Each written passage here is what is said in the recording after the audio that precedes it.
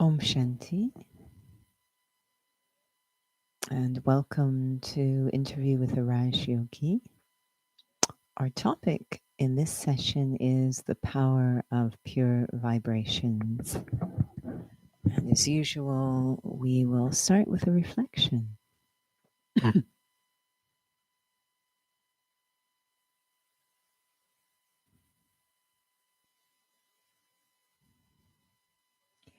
Seated comfortably,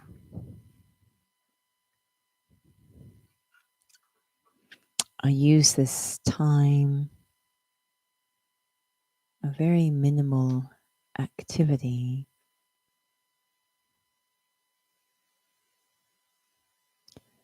to focus my attention inwards.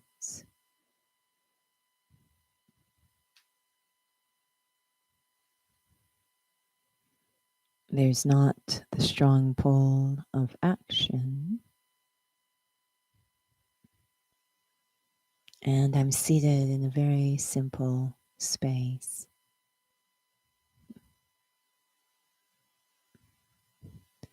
My mind is more free, my awareness, my attention is more free.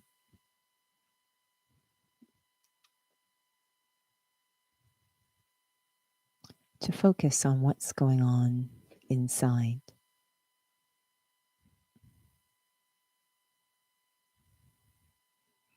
There is the understanding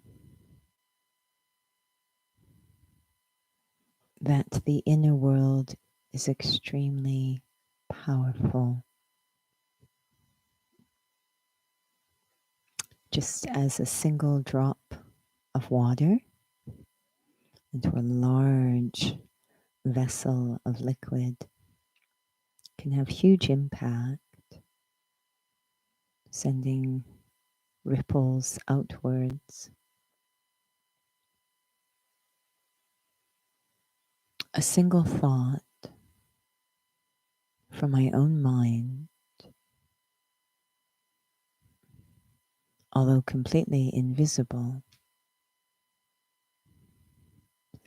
sends ripples of energy through my inner world that eventually have impact on my outer world.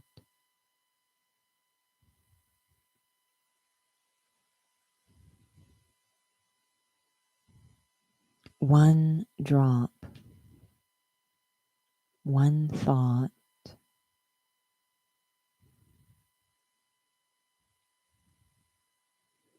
about my spiritual identity.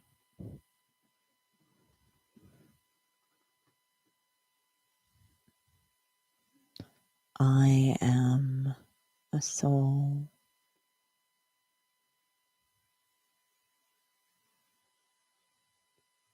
A deeply peaceful being.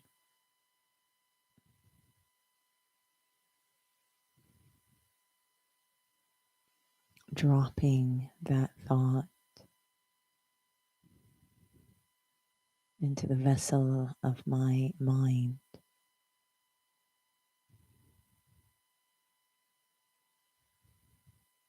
Creating ripples of energy through feelings.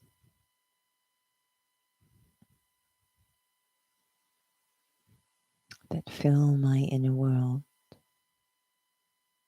Vibrations of peace.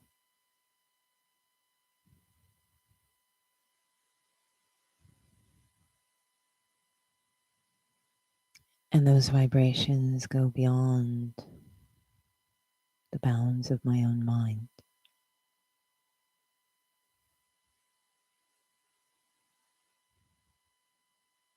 They ripple into the outer world.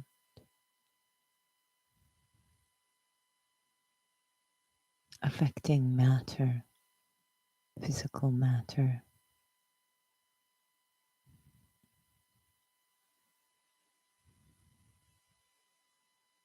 Very subtle, invisible,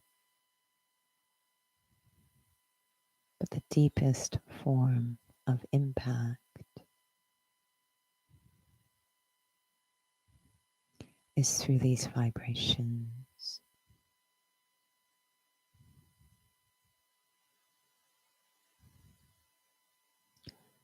Om Shanti.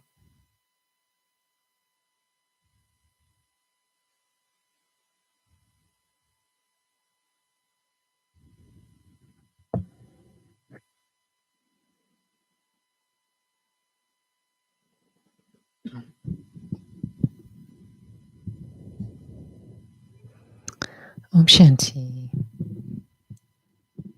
and welcome to Interview with Raj Yogi. So, tonight's session is the last of the Spirituality and Physical Sustenance series, and we've moved from quite physical aspects of what food and sustenance is to the more subtle, which is the power of pure vibrations, and we've touched on this, I'm sure, quite a few times in those sessions in terms of what am I introducing into physical food and what is really actually feeding me, the being, the soul. And so a question did come up actually during the reflection. Our souls, is it possible that souls are not conscious of the impact of vibrations, but it can still affect them without even realizing it? I would never venture to generalize. I guess each soul is different, but something even as simple as having empathy, that I can feel what another person might be feeling, is a sign that we have that sensitivity. It seems everyone's very different. And then whether or not we actually make a decision based on what we're feeling is another question. But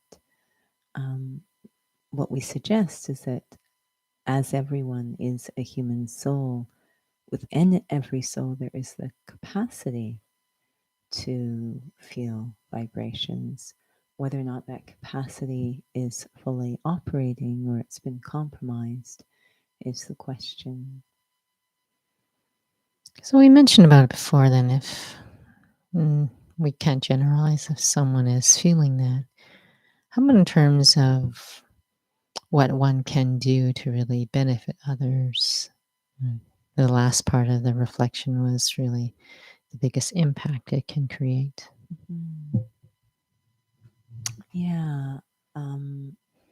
Again, this principle when it comes to energy, and we see it even with science, this tiny atom that has, when it's sort of reconfigured, it has massive impact. So we call it atomic energy, which is not a bad thing. It's a wonderful thing. It's clean energy, but how it's used depends on the user. So this tiny, this massive impact from something so small, that the smaller, more concentrated something is, it can have very big impact. So similarly, very, very subtle energy that's outside of what science can really measure. It doesn't stop at borders or boundaries. It has massive impact. So to really reflect on a limited gesture, such as giving something physical, I could give or say something, but actually my vibration can be very different. And I know there's stories of body languages, again, the more subtle it is, the more, if you will, honest it is. So I might be saying something, but my body language would be saying something else. What we're suggesting is you're saying something and your vibration is saying something else, because again, the more subtle, the more impact it has and the more authentic it is. It's more and more difficult to fake subtle aspects of expression. So easy to do something and feel something, make a physical gesture and feel something very different inside.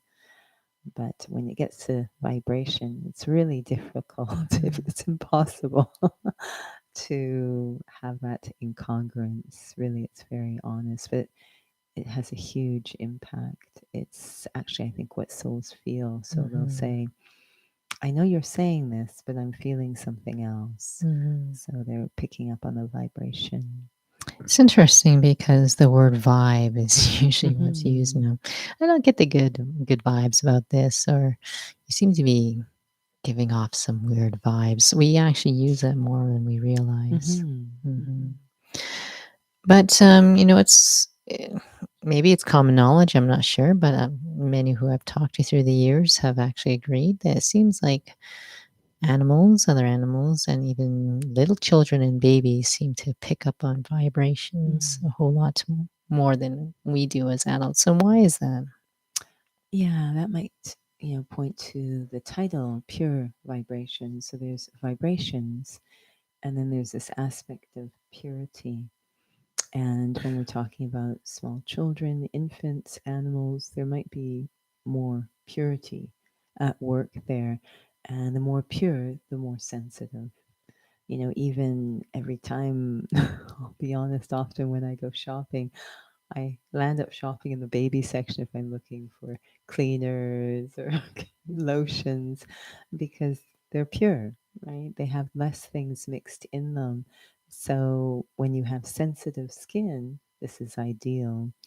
And the suggestion that in that pure state, there's hypersensitivity. Mm, So there is a connection between pure and being sensitive.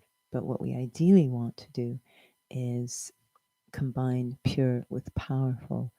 I'm mm. sensitive, but I'm not affected. So I know this came up as a question in one of the previous sessions about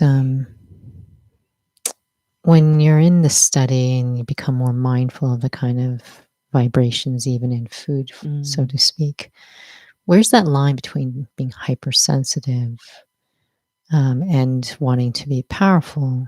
mm. Because there have been comments before, like, well, then you just don't want to eat anything. Then wouldn't that just make you hypersensitive? Yeah. At the end of the day, you know, there is a sensitivity that's at the physical level, and then there's the spiritual sensitivity, the vibration.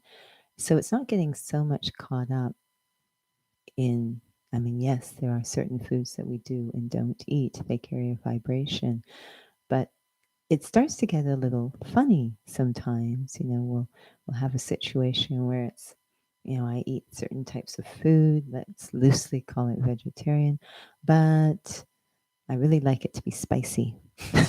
So now we've got a bit of an incongruence going on, like we're kind of missing the Mm, point. That we actually, it's the vibration of the food, and not so much the tastiness of the food. So, to really make sure that the sensitivity is coming from the right place, that this is a spiritual sensitivity, rather than just some preferences or whatever. So I'm always wanting to go back to that state of soul consciousness, always what is driving what I am doing. mhm. Definitely. And it brings me to this question that about intention. Hmm. Intention is actually a word that's used a lot in day to day life. So, what is that relationship in terms of intention and vibration if you don't really even need to be soul conscious and yet still have certain intentions? Intentions in the sense of, Like if I have like certain intentions, it could give off a certain vibe, hmm right? hmm And you don't necessarily have to be spiritual to have a certain kind of intention, but perhaps maybe we're always emanating certain vibrations anyways. hmm I think that's just the honesty piece. I feel that whatever the intention might be, we actually want to check the awareness Mm-hmm. first. To me, that's the seed of even intentions. When I'm in that spiritual state of mind, it helps to shape all my other activity, including my intentions. So there won't be this kind of incongruence. I always want to check first, what's my consciousness. That's powerful because our next series is about spirituality in day to day life. And Mm. so we actually want to start out with this aspect of awareness and Mm. spirituality because even with this whole entire a series about food, I do feel that sometimes we seem to stop talking about food and like, but we seem to always go back to the basics about consciousness and Yeah. awareness. Yeah. Mhm. That's kind of, when we look at any, and yeah, if we get into daily lifestyle, when we look at any of the principles of our lifestyle that we're trying to, use to support our study of spirituality, it's not about embracing them from the outside in, but really, especially when we look at the first students where there was no structure, they kind of pioneered this development of a spiritual lifestyle. What was their guiding principle?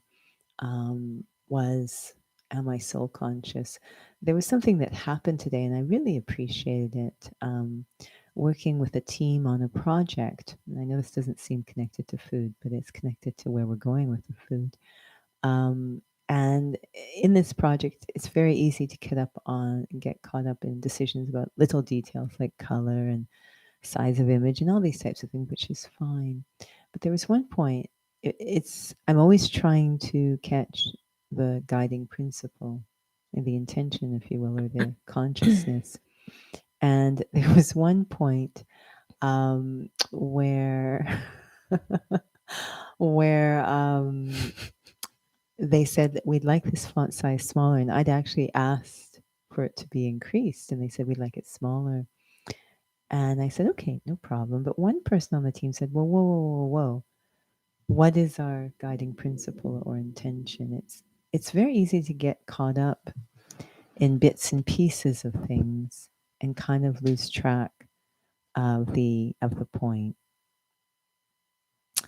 And so this is why we always keep coming back to soul consciousness over and over and over again, is we would like that to be the guiding force in the different life choices we're making and what we're doing around food.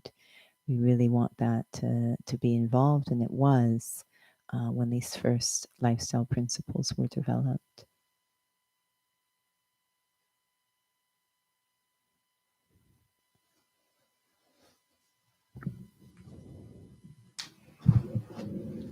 Sorry for those who joined on Instagram. You might have noticed there was a pause in the streaming. So I hope that we were able to resolve that. So, intention. Could you share a little bit more about intention? Because I think many think about intention as being the first and foremost thing and don't really think about Mm-hmm. consciousness. We're going to fix the Instagram screen. I think, yeah, again, just as was mentioned earlier, that we want to always look first at awareness in terms of shaping our intention, because if we don't, there's other sort of forces that can start to shape our intention, and we don't even know what's going on, but things like desires or fears or attachment, and we ideally then it's no longer really in a pure place. We really don't want those. So when I'm checking first my consciousness, which is a very free of those influences, and then let that in that awareness shape my intention, that's really helpful. I think it's a big thing that many always forget about checking my awareness, my consciousness, because it's just really easy to just sort of move off into actions. I mean, intentions is quite interesting, but there's still surprisingly something behind that as well. Mm-hmm. And we never really think too much about our sense of identity. It was Mm-hmm. interesting because some may have said they were at the beginning that I was going to take a sip of water, and I took a moment to pause and basically look like I'm staring at the water. And I've been thinking about this a lot today. We have something where we actually are using that power vibration before we consume water or food. put that in the body. And there was, and so we say, giving this vision or this drishti, we call it, but this vision, trying to really sort of inject that vibration into the food. And I was remembering there was a moment, I wasn't there, I heard about this, where there was a group of students with a senior student, and they were about to take meal, and they all stopped and had that moment of just quiet reflection on the food, that vibration. And before they actually ate, the senior said, "Okay, you all just took a few seconds. What were you doing?" Because it becomes, such a habit. Some just stare, like nothing is going on. They just know they're supposed to stare. It reminds me a bit of when I was young and we had to say a little prayer before we ate, and it was just this sort of thing you mumbled, but it was just a ritual. And so I've been thinking about a lot in terms of what is going on. What am I doing? And the only way it makes any sense to me for this to be a useful activity is if I become soul conscious, very, very detached, really into that experience. It does create certain vibrations, but it really transforms my relationship with matter, in this case, food. And it's just a very, pure vibration. It's something to really reflect on because this is going into the body and the vibrations of it will affect me. So it's a very intimate um, relationship with, it's, we get this on a gross level. Back to the sensitivity. We say, I don't want certain foods to go into the temple of the body, right? But we don't realize, you can be very picky about the foods and completely ignore the vibration, which can be more toxic. So to really kind of, and what vibration am I giving off as I'm preparing the food and I'm consuming the food? Again, understanding the principle that the more subtle the energy is, the more impact it has. So vibration has huge impact. The suggestion that we make in the study of Raj Yoga, it is the transformative power is vibration. I'm glad you brought up this topic about spiritual vision, drishti, because it was a part of something I thought it would be nice to talk about. Mm-hmm. And but it was reminding me about sort of the overarching, understanding is that we are beings of consciousness, we are vibration. And do we ever really think about that? We are subtle vibration. We don't feel that way anymore. We feel very gross. And what happens in consuming food is one thing. We can go to other aspects, but something such as food it's such a physical thing. There's taste yummy, taste spicy, whatever, how easy it is to be affected by just the very act of eating. Yeah, no, of course, there's been the studies on water, which many are very familiar with, where they look at, they have different people in a certain, if you will, vibrational state, which is generated through thoughts and feelings, so angry or peaceful or loving, these different vibrational states. And there's water that they are basically giving drishti to, that sharing that vibration. And then they look at the molecular structure of the water, and some of it's what we would almost call subtle pradhan. It's very ordered, and others it's very chaotic and disturbed and disorganized, and based on the vibration. So I think we're intrigued by the concept of vibration. I think we get it, but whether or not we are incorporating it into our day-to-day life, again, will come down to the seed. The motivation is stronger when I am practicing soul consciousness. Now, this is a question that's related then in terms you are referencing about spicy food, but it's more about the intersection of spirituality and physicality.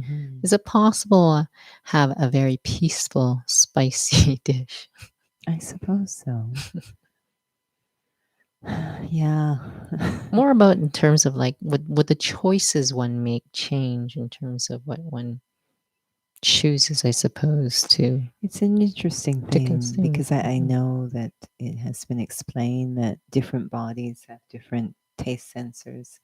And so some love spicy, some do not. And it's actually a function. We shouldn't really mock each other. It's actually a function of what our taste sensor arrangements is.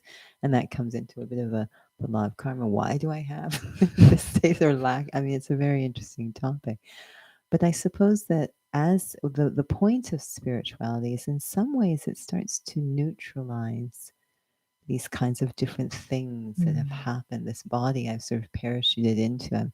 I say, oh, I've got these taste sensors that crave spicy foods. That's just the way it is. But the beautiful thing about spirituality actually starts to neutralize so that we're no longer, we become a bit more of a master rather than a slave to these different accounts, if you will.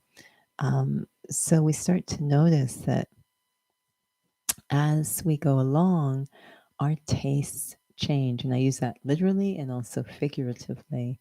Again, the more we practice soul conscious, the more that's our identity, our tastes change. And so, really, it's an interesting feedback. I'm not saying, whether or not one spices or there's no recommendation being shared here, but just something interesting to experiment with and realize there's some feedback in that as to, again, what are my sensitivities as I practice soul consciousness? Um, what would a soul conscious being be interested in? I guess is the question. What is it? What is spicy food about? Good question. Or Really? sweet, Yeah, yeah. And salty. I'm Hmm. definitely in a sweet problem. I'm very aware of that. But what is it Yeah. about? What's going on there? Hmm. Um, it's very interesting. Would you say that then things really have translated from a very physical to a very, sorry, from a spiritual to a physical way that we're kind of going, we're kind of going full circle back to food for the Hmm. mind and the significance of what physical sustenance is. Sorry, I was looking at Binny's comment. Hmm. Sorry, can you repeat that, Noah? Yeah, we'll mention about your comment in a moment, Hmm. Binny. That things have, our relationship with everything was first spiritual, but have become very physical, and we don't Yeah, realize that. Hmm. exactly, which I think is exactly what Hmm. Benny's comments about. And thank you. That was the name of the book, The Hidden Messages in Water, Hmm. and that this idea of things becoming ritualized, so that they were rooted in something actually quite practical and sensible, and then we sort of lost connection with the foundation or the driving force from which they were developed, and we're just left with the packaging, the Hmm. rituals. So we almost aren't capable of upholding those rituals because they're not coming from that foundation. Hmm. So they sort of degrade over time.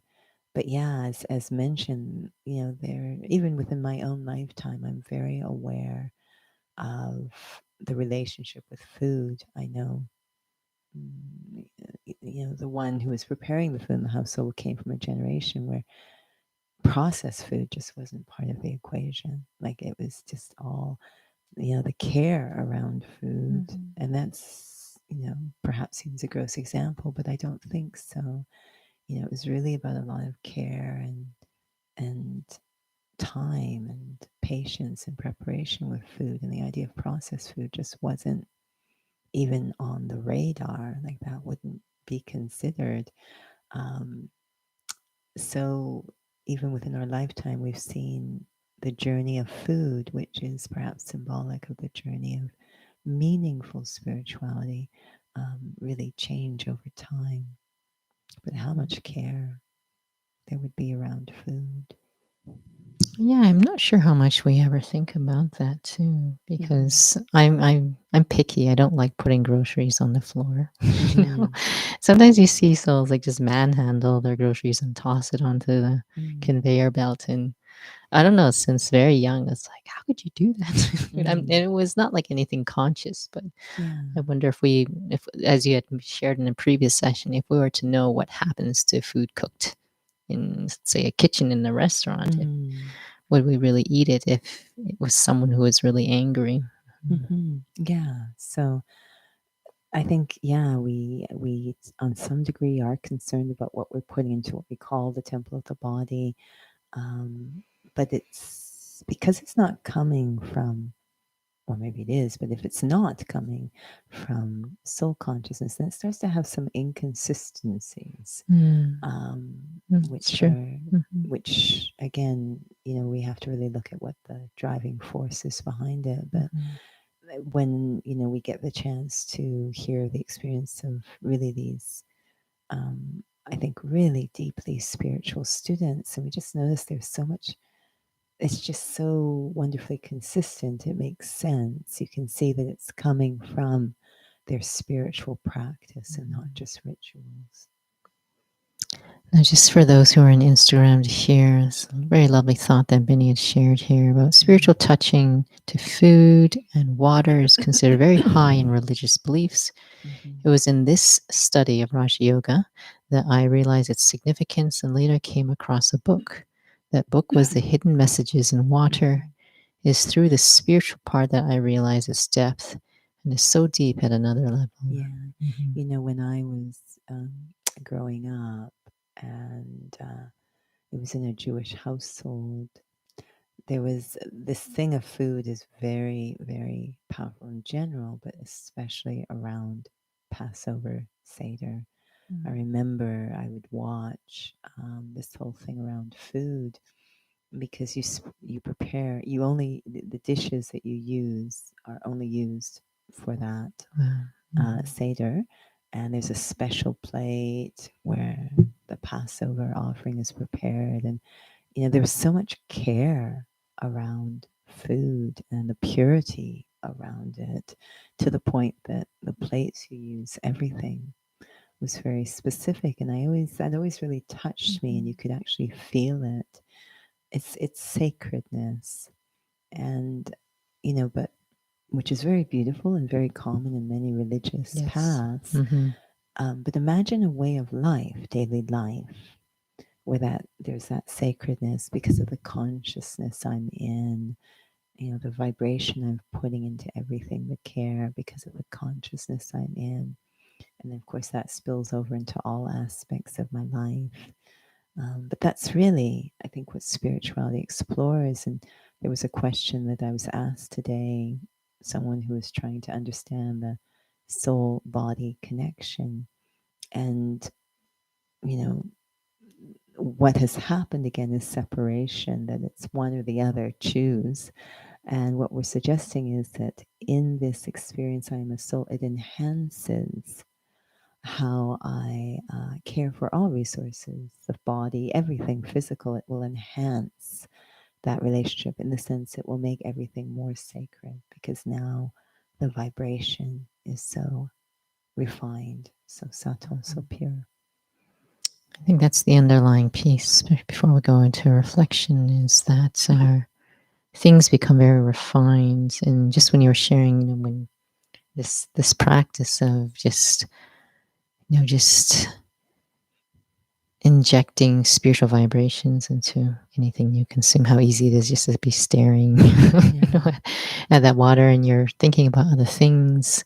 But we never really realize how much the power of consciousness really is always at play. Because even when you're staring at, you're definitely in some sort of consciousness, and maybe not Mm-hmm. soul consciousness. Mm-hmm. And then we kind of just keep getting stuck at just what am I supposed to do, or what kind of thoughts I'm supposed to have. And I wonder if we are able to discern what consciousness really is, so we Mm. don't just get stuck at the level of just thoughts.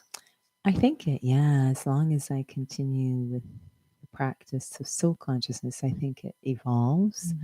Mm-hmm. I think that we sort of have different experiences as we move along, and it might be very rudimentary when we start. But as we keep practicing soul consciousness, and again, it starts to affect all these different aspects of my life, including my relationship with food. Well, lovely. We will continue with part 2 next week and just a bit more about this aspect of soul consciousness and actually the power of pure vibrations. So thank you for joining. Thank you for your patience. It's interesting with the different social media platforms. And again, a reminder for those who are on Instagram or on YouTube, if you have questions, you're welcome to enter those into the chat box. But we always have an email address as well if you wish to send a message, if you have questions or topics you would like covered. Thank you. We'll just have a little reflection now.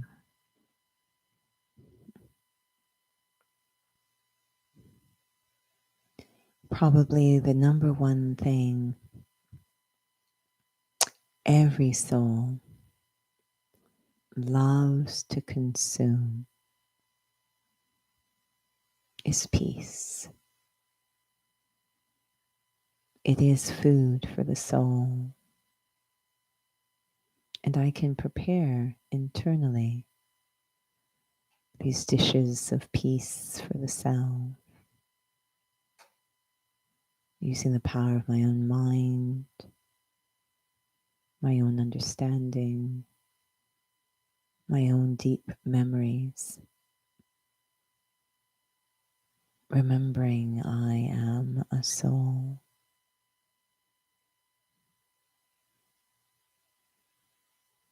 I am this timeless being traveling through time. Everything around me comes and goes. But I am eternal. I always exist. And so my deepest nature is to actually let go, to not hold tight to anything temporary. The wisdom, the sense to let everything come and go. This act of letting go of what is temporary creates peace.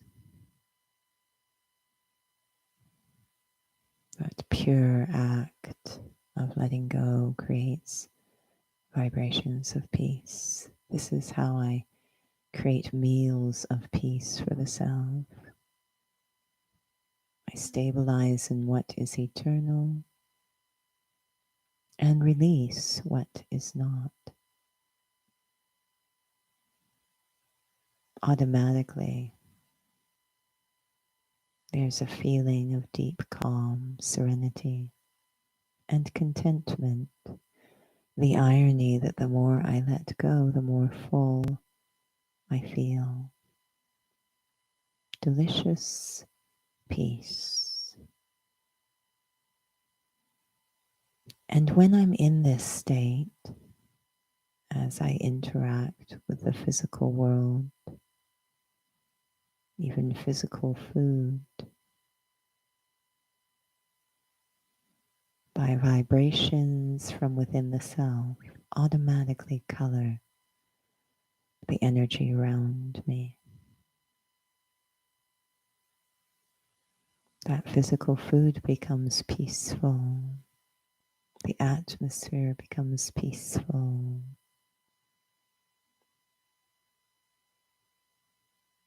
And so I'm actually accumulating peace by transmitting peace. I fill up by letting go, and I accumulate even more by sharing. Om Shanti. Om Shanti. Well, thank you, Judy, and thank you for everyone who has joined. And so we will check in with Judy about upcoming sessions. I really have no idea on this one. We're heading into August. I always recommend visiting the website calgary.brahmakumaris.ca. That is your best thing to do if you'd like to learn. We're going into August, so these sessions will continue once a week on Tuesday evenings. Drop in meditations will continue on Tuesday, Thursday, and Sunday. I know there's a Raj Yoga course in Hindi in August that will be on the website. And I believe we have 1 or 2 Raj Yoga workshops in August. And inner fitness continues, self care continues. So feel free to get all the information on how to join on the website. And thank you for joining this session. Om Shanti.